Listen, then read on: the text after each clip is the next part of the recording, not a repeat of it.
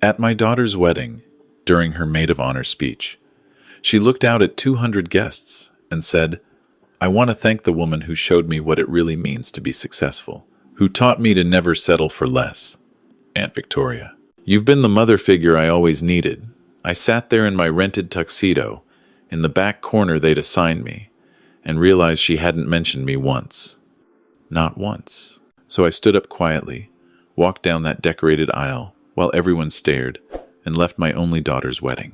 The account I'd been building since the day Claire was born, the one that had grown to $220,000 over 24 years, I'd emptied it 3 days before. Every cent. But I'm getting ahead of myself. Let me start at the beginning. My name is Robert Chen.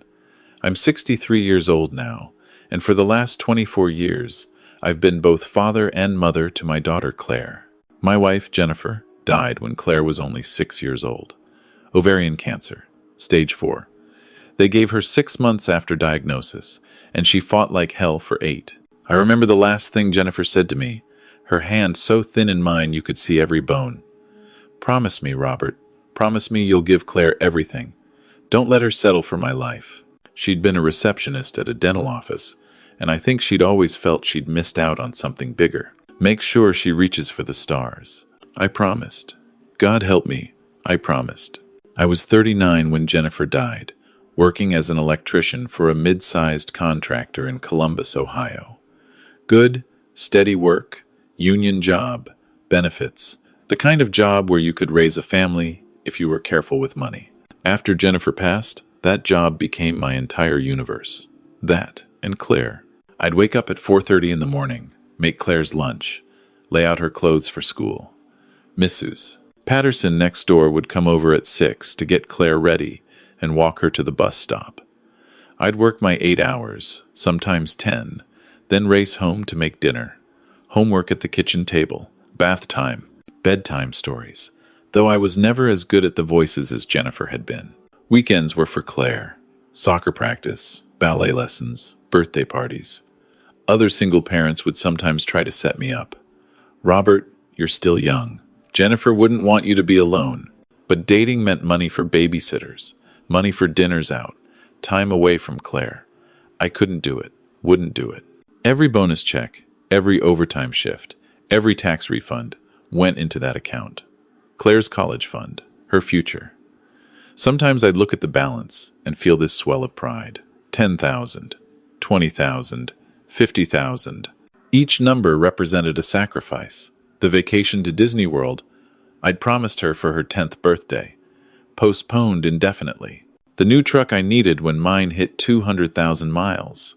I kept driving the old one for 5 more years. My own father's 70th birthday party in San Francisco, I sent a card and stayed home because the plane ticket would have cost $800.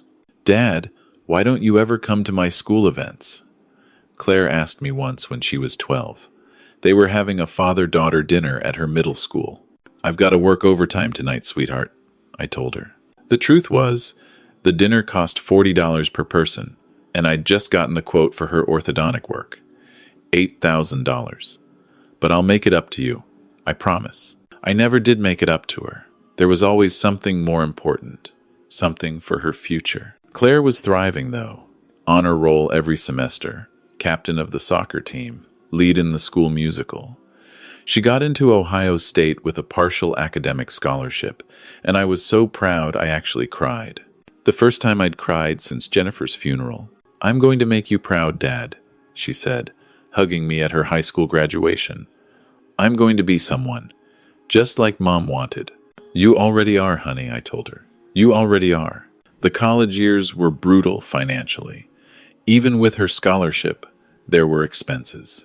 Dorm fees, meal plans, textbooks that cost $300 each, lab fees, activity fees, fees for fees.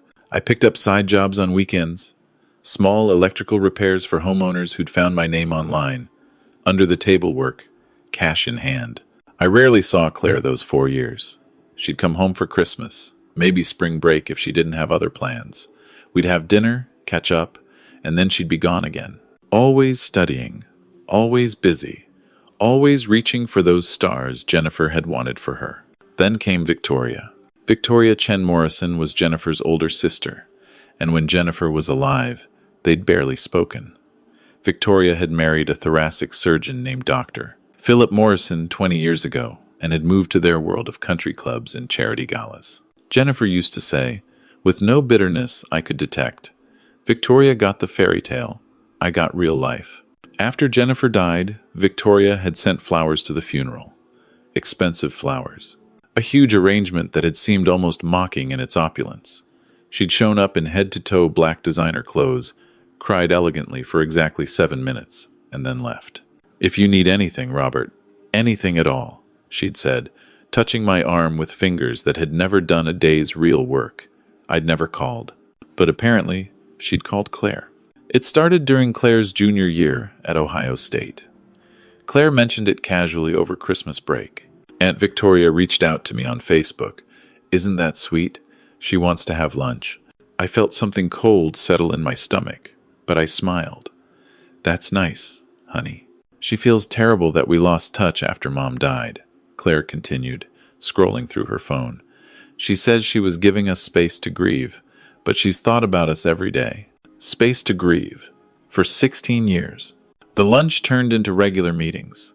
Victoria started inviting Claire to events. Just charity fundraisers, Claire said.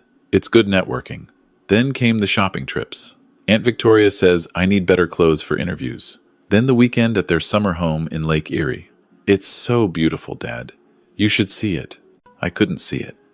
I was working a double shift that weekend to cover Claire's senior year expenses. Your aunt always was good at spending money, I said, trying to keep my voice light. She's being generous, Dad. Claire's voice had an edge I'd never heard before. She cares about my future. I wanted to say, I've been caring about your future since before you could walk. But I didn't. After graduation, things accelerated. Claire got accepted to a competitive MBA program at Case Western. It's expensive, Dad, but it's an investment in my future. How expensive? About $70,000 for the 2 years. But $70,000? The number hit me like a punch. I'd been hoping she'd go straight into working, start paying down her undergrad loans. Let me catch my breath financially. Aunt Victoria says Uncle Philip has connections. He can help me get into medical device sales after I graduate. Those jobs start at 6 figures, Dad. 6 figures. Think about it. Think about it. I thought about nothing else. I ran the numbers 1,000 times. With my savings, with loans, with cutting my expenses to bare minimum, we could do it. Barely. Okay, I said. Let's do it. Claire squealed and hugged me so hard I couldn't breathe. Thank you, Daddy. Thank you so much. I'm going to make you so proud. The MBA program meant 2 more years of sacrifice. 2 more years of side jobs and skipped meals and driving a truck that now had 300,000 miles on it and made concerning noises every time I started it. But Claire was distant, busier than ever. Our phone calls went from weekly to monthly to, I'll call you when I can, Dad. I'm swamped. When I'd suggest visiting, she'd say, it's just not a good time. Maybe next month? Next month never came. It was Victoria who was visiting. Victoria and Philip. I'd see the photos on Facebook. Claire had forgotten I was on there, I think. Claire and Victoria at fancy restaurants. Claire and Philip at Cleveland Cavaliers games. Courtside seats. Claire and both of them at what looked like a company retreat in Bermuda. How was the trip? I asked during one of our rare calls. What trip? Bermuda. I saw the photos. A pause. Oh, that was a conference. Uncle Philip thought it would be good for my professional development. Professional development in Bermuda? Right. Then came the wedding announcement. Claire had been dating someone named Marcus Webb, apparently. I'd never met him. Never even heard his name until she called to tell me they were engaged. That's wonderful, honey, I said, trying to inject enthusiasm into my voice. When do I get to meet him? Soon, Dad. He's incredible. Harvard Law, he's already made partner at his firm. Aunt Victoria introduced us at one of her fundraisers. Of course she did. We're thinking a fall wedding, October, at the Morrison estate. The Morrison estate. Not at a church where her mother and I had gotten married. Not at any place that had meaning to our family. The Morrison estate. That sounds beautiful, I managed. There's just one thing, Dad. Her voice got smaller. The wedding is going to be pretty expensive. Marcus's family is contributing a lot, and Aunt Victoria and Uncle Philip have offered to cover most of it as their gift to us. But there are some costs that traditionally the bride's family covers. Bride's family? Me. Just me. The broke electrician father. How much, Claire? Dad, I feel terrible even asking. I know money's been tight. How much? 15,000 would really help. For my dress, the flowers, the reception bar service. But if you can't, I understand. Aunt Victoria says she'll cover it. Aunt Victoria says. Those 3 words I'd been hearing more and more. Aunt Victoria says I should interview here. Aunt Victoria says I should consider this opportunity. Aunt Victoria says, I'll get you the money, I said. It took every penny I'd saved from the last 18 months of side work, plus a personal loan I'd have to pay off at 14% interest. But I got her the 15,000. Thank you, Daddy, she said when I transferred the money. I love you so much. Those words should have made everything worth it. But they felt hollow somehow, like something she was saying because she was supposed to. The wedding planning consumed the next 4 months. I barely heard from Claire, but I'd see the updates on social media. Dress shopping with Victoria. Cake tasting with Victoria. Venue walkthroughs with Victoria. Marcus's mother was in the photos sometimes, but it was clear who was running this show. I wasn't invited to any of it. Dad, you're so busy with work, Claire said when I finally asked. I didn't want to bother you with all these little details. Little details. Her wedding was little details. I got the formal invitation 6 weeks before the wedding. Heavy cardstock, gold embossing. The kind of invitation that probably cost $10 apiece. Mr. Robert Chen requests the honor of your presence at the marriage of his daughter Claire Elizabeth Chen to Marcus James Webb. Except I wasn't requesting anything. I hadn't been consulted on the date, the venue, the guest list, nothing. My name was just there as a formality. The check writer, the wallet. 2 weeks before the wedding, Claire called. Dad, we need to talk about the seating arrangements. My heart sank. I knew what was coming. Marcus has a lot of colleagues and clients coming. Important people. And his family is pretty big. So, we're a little tight on space at the main tables. Where am I sitting, Claire? We've got you at table 18. It's a great table, near the back so you can see everything. Table 18, near the back. I'd been to enough weddings to know what that meant. Table 18 was where you put distant cousins and your parents' co-workers you felt obligated to invite. Table 18 was nowhere. Where are Victoria and Philip sitting? Silence. Claire. Where are Victoria and Philip sitting? At the family table. With us and Marcus's parents and grandparents. But Dad, they're paying for most of the wedding, and Uncle Philip is officiating. Philip is officiating? I couldn't keep the shock out of my voice. I thought you were having a minister. Uncle Philip got ordained online. He offered, and it felt more personal, more family. More family. Her father's brother-in-law, who she'd known for 4 years, was more family than her actual father, who'd raised her alone for 18. I see. Don't be like that, Dad. Like what? All hurt and passive-aggressive. This is my wedding day. My special day. Can't you just be happy for me? I wanted to scream. I wanted to list every sacrifice, every missed meal, every double shift, every birthday present I'd bought at a thrift store while Victoria had been buying her designer handbags. But what good would it do? I'm happy for you, sweetheart, I said. I'm very happy. The wedding day arrived cold and gray. October in Ohio, living up to its reputation. The Morrison estate was in Hunting Valley, one of those places where the houses had names instead of numbers, and you needed an invitation just to drive through. I'd had to rent a tuxedo, which cost $300 for the weekend, the cheapest one they had. I drove up in my truck, which looked ridiculous, parked between Mercedes and Teslas. A valet actually looked confused when I handed him my keys, like he couldn't quite believe someone had driven this vehicle to an event here. The ceremony was outdoors in their garden, even with the cold. 200 white chairs arranged in rows, facing an elaborate arch covered in white roses that probably cost more than my monthly mortgage. I found my seat, Row 12. Middle section. Behind people I'd never met and would never see again. Victoria and Philip sat in the front row, right side. Places of honor, reserved for parents. Victoria wore a champagne-colored dress that probably cost more than my truck. She looked radiant, dabbing at her eyes with a delicate handkerchief as the music started. Claire looked beautiful walking down the aisle. She'd chosen a dress that must have cost $10,000, all lace and beading and train that went on forever. She saw me as she passed my row, and our eyes met for just a second. She smiled, that polite smile you give to guests. Then she was past, and her eyes were on Marcus, waiting at the altar. Philip performed the ceremony. He was smooth, practiced, making jokes that made everyone laugh. "I've known Claire since she was a young woman finding her path in life," he said, "and I've been honored to watch her grow into the remarkable person she is today. Her mother would be so proud. Her mother would be so proud." He'd met Jennifer maybe 3 times in his life.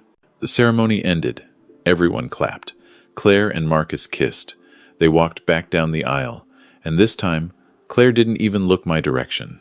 The reception was in an enormous tent that had been set up on the lawn.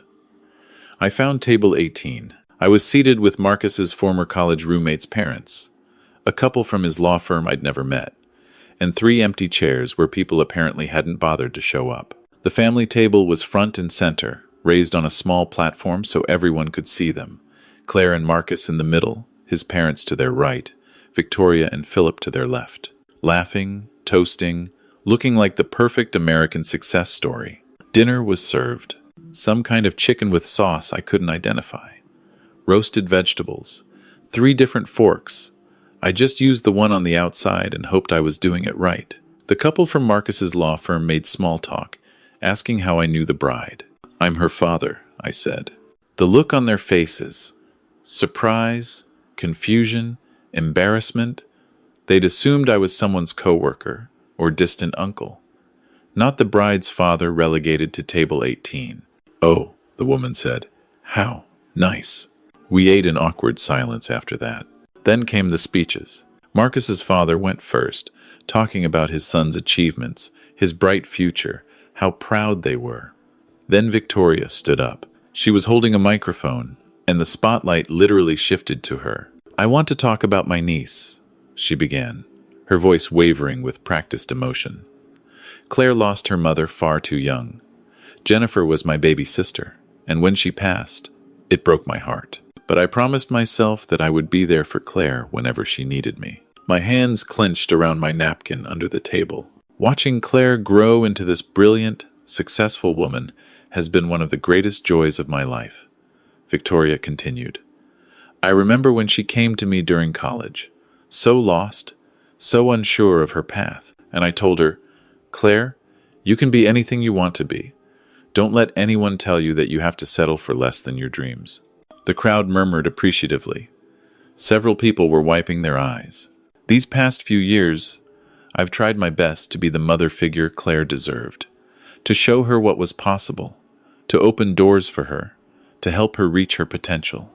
And looking at her now, so radiant, marrying this wonderful man, starting this brilliant career in medical device sales, I know Jennifer is smiling down on us. I know she's proud, and I hope I've honored her memory by being there for her daughter. She raised her glass. "To Claire and Marcus, may you always reach for the stars." Everyone drank. Everyone clapped. Victoria sat down, and Philip squeezed her hand, whispering something that made her smile. I felt nauseous. Then Claire stood up. She took the microphone from Victoria, and I felt a small spark of hope. Maybe now, maybe she would mention me, acknowledge the man who'd actually raised her, who'd sacrificed everything. "Thank you, Aunt Victoria," Claire said, her voice thick with emotion. "I don't even know where to start. You've given me so much, not just things, but belief, confidence, vision." She turned to look directly at Victoria. "When Mom died, I thought I'd lost my chance at having that mother-daughter relationship, at having someone to guide me, to show me how to be a successful woman in this world. But you stepped in, you showed me what was possible. You taught me to never settle, to always aim higher. You've been the mother figure I always needed." My vision blurred. The words hit me like physical blows. And Uncle Philip, Claire continued, thank you for your wisdom, for your connections, for treating me like your own daughter. You've opened doors I didn't even know existed. She went on. She thanked Marcus's parents for welcoming her into their family. She thanked her professors from Case Western. She thanked her boss at the medical device company where she'd already secured a position starting at $125,000 a year. She thanked Marcus, of course, calling him her soulmate and her future. She never said my name, not once. I sat at table 18 in my rented tuxedo and watched my daughter thank everyone who'd made her who she was. Everyone except the person who'd actually done it. The speech ended. Everyone applauded. Claire sat down, beaming, and Victoria leaned over to kiss her cheek. I stood up. The people at my table looked at me, confused. The woman from the law firm said, "The dancing hasn't started yet." I didn't answer. I just walked. Down the side aisle between tables, past the servers carrying dessert, past the elaborate cake that hadn't been cut yet. People were staring now. A few were pointing. I heard someone whisper, "Who's that?" I reached the exit of the tent and didn't look back. Outside, the October air hit my face, cold and sharp. The valet looked surprised to see anyone leaving so early. "Your vehicle, sir?" I handed him my ticket. He jogged off toward where my truck was parked in the back, far from the luxury cars of the real guests. I stood there on the circular driveway of the Morrison estate, shaking, trying to hold myself together. Behind me, I heard the tent erupting in cheers and laughter. Someone had made a toast. Someone was clinking glasses. My daughter was in there, surrounded by people who'd known her for a handful of years, and she was happy. She didn't need me. Maybe she never really had. The valet brought my truck around. I tipped him $5, probably the smallest tip he'd gotten all night, and drove away from my daughter's wedding. I didn't cry until I was on the interstate, and then I had to pull over because I couldn't see the road anymore. 3 days after the wedding, my phone rang. It was Claire. I almost didn't answer. "Dad?" Her voice was tight. "Dad, I need to talk to you." "Congratulations on your marriage," I said flatly. "Dad, listen. Something's happened. Uncle Philip's in trouble." I felt that cold feeling again. "What kind of trouble?" "There's been a lawsuit. Medical malpractice. One of his patients died during surgery, and the family is saying he was negligent. It's all over the news here. They're saying he might lose his medical license." "I'm sorry to hear that," I said, and meant it despite everything. No one deserved that. It's worse than that. There's been an investigation, and they found irregularities in a lot of his cases. Dad, he's going to lose everything. His practice, his license, maybe even face criminal charges. His lawyers say the lawsuit alone is going to cost millions, and his malpractice insurance is fighting the claims. "Claire, I'm sorry, but why are you telling me this?" Silence. Then, my job offer was rescinded. "What?" "The medical device company. Uncle Philip had connections there. He was on their board. When this all came out, they said they were reorganizing their incoming class. They don't have a position for me anymore. The $125,000 job. Gone." "I see. Dad, I don't know what to do. I have my MBA, but no experience. Marcus says I should look at other companies, but without Uncle Philip's connections, without his recommendations." Her voice broke. "No one will even interview me. They all know Uncle Philip recommended me, and now his name is toxic. I'm toxic by association. I should have felt satisfaction. I should have felt vindicated, but all I felt was tired." "You'll figure it out, Claire. You're smart. You'll find something." That's not why I called. And there it was. "I need help, Dad. Marcus and I are trying to start our life together, but my student loans are coming due. I have over $100,000 in debt from undergrad and the MBA. The payments are going to be over $1,000 a month. Marcus's salary is good, but he has his own loans, and we're trying to buy a house.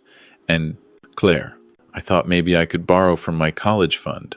I know there should be money left. You always said you were saving for my education, and maybe we could use what's left to help with these loan payments until I find a job." "My college fund," The $220,000 I'd built over 24 years. Every sacrifice I'd ever made, sitting in that account.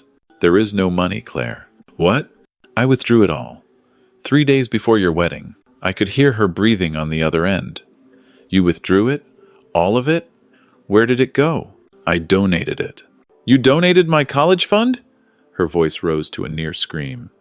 Dad, that was my money. Money you'd been saving for me. How could you just give it away? It wasn't your money, Claire. It was my money. Money I'd earned, money I'd saved, and I could do with it what I wanted. But you said it was for my future, and I used it for someone's future.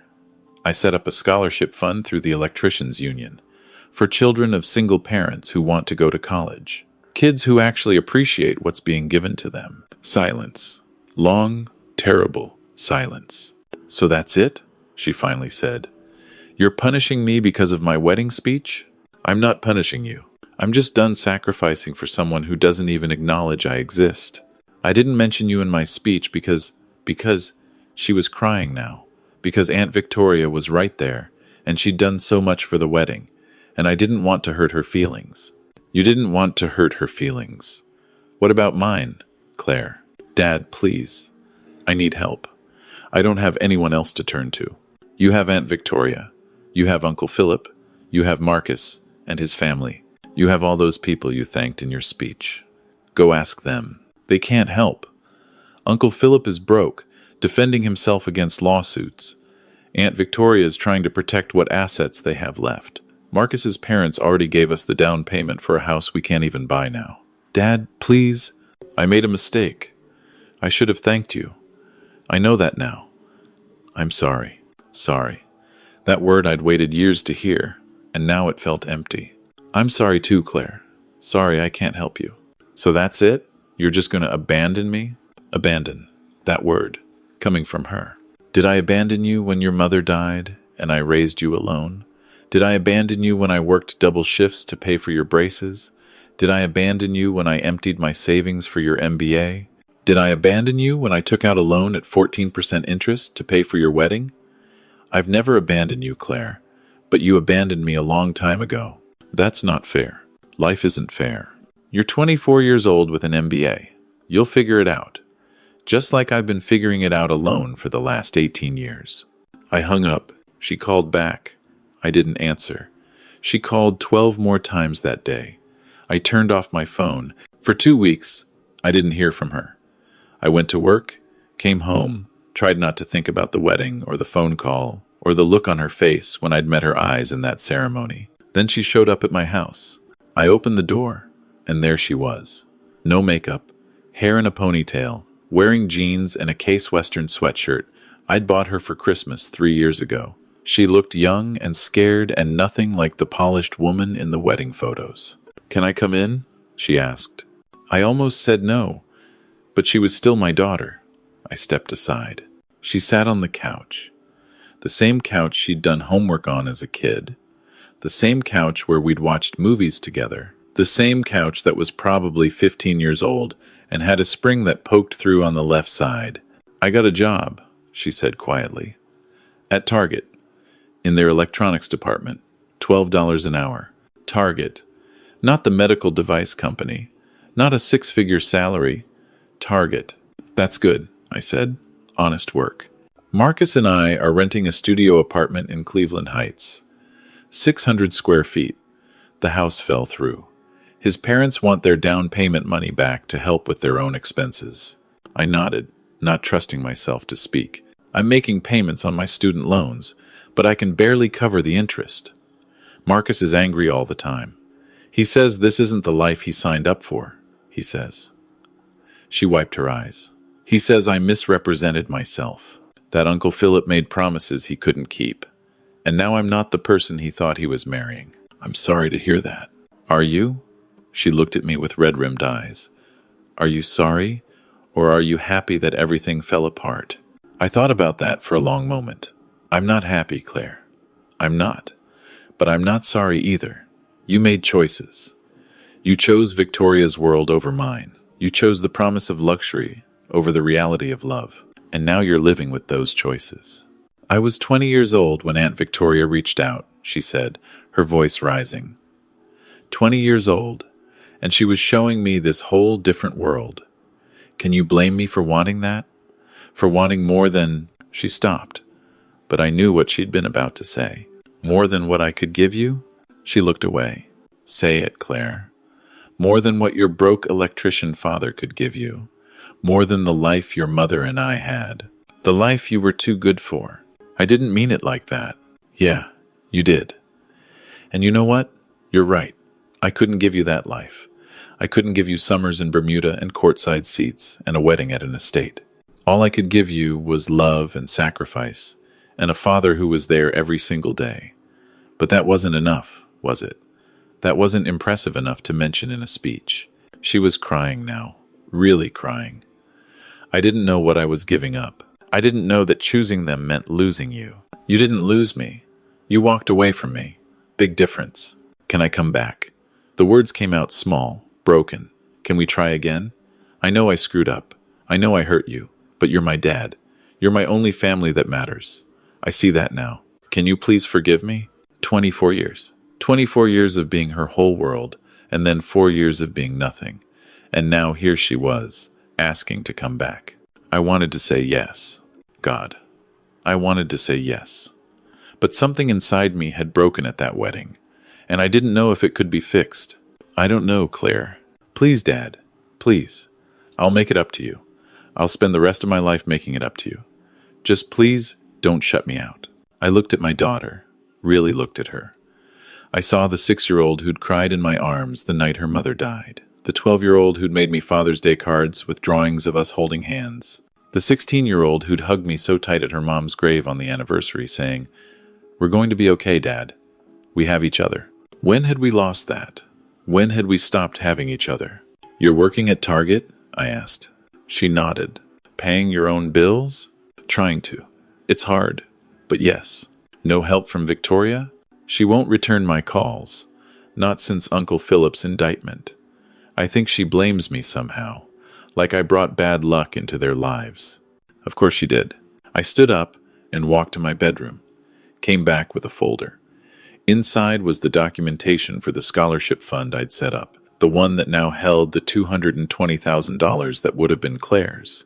"This is what I did with the money," I said, handing it to her. She read through it, her tears falling onto the pages. "The Jennifer Chen Memorial Scholarship for Children of Single Parents. You named it after Mom. She'd have wanted it to help people, real people, not to be wasted on someone who'd forgotten where they came from. I never forgot. I got lost for a while. Maybe she had, maybe we both had. There's a clause in here," I said, pointing to a section of the paperwork. "In 5 years, if the fund has grown to a certain point, I can name an advisory board member to help choose recipients. Someone who understands what it's like to struggle. Someone who's learned the value of hard work and sacrifice." She looked at me, hope flickering in her eyes. "If you're still working hard in 5 years," I said. "If you're still paying your own way, still understanding what real life costs. If you're still the daughter I raised and not the person Victoria tried to create, then maybe you could be that board member. Maybe you could help give other kids what you took for granted." "I will," she said quickly. "I promise, Dad. I will." "Don't promise. Just do it. Show me with actions, not words." "I've heard enough words." She nodded, wiping her eyes. "And Claire? You can come to dinner. Sunday dinners. Like we used to. You and Marcus, if he's still around in a few weeks. But you come to my house. You eat my cooking. And we start over. Slowly. With honesty this time." "Sunday dinners," she repeated, like she was memorizing it. "I'd like that." "So would I." She stood up to leave, then turned back. "Dad, thank you. For not giving up on me completely.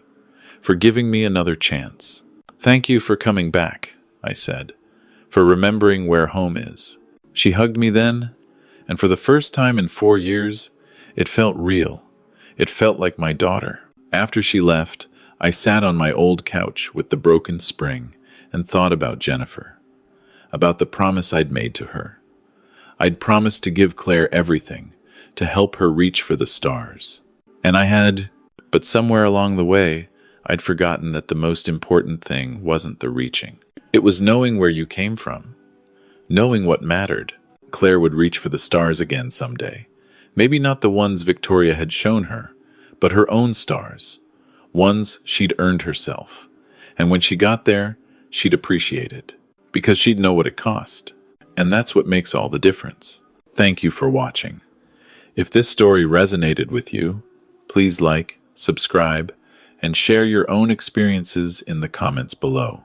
Have you ever felt unappreciated by someone you sacrificed everything for? How did you handle it? Let me know.